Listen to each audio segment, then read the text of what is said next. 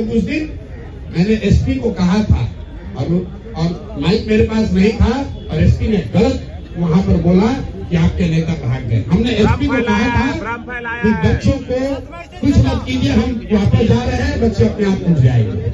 इसलिए मैं माइक पर बोल रहा हूँ क्योंकि कोई कंफ्यूजन नहीं चाहता हूँ मैं। हमने जाकर एसपी को थैंक यू कहा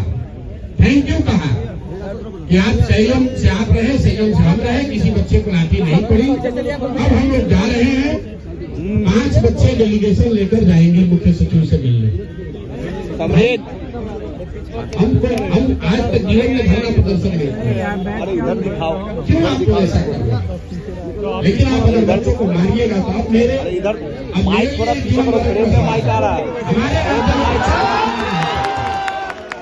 मारिएगा। अगर आप लोगों ने मारा तो थोड़ा डाउन कर लो, मेरे शरीर पर चल के ही आपको मारना पड़ेगा।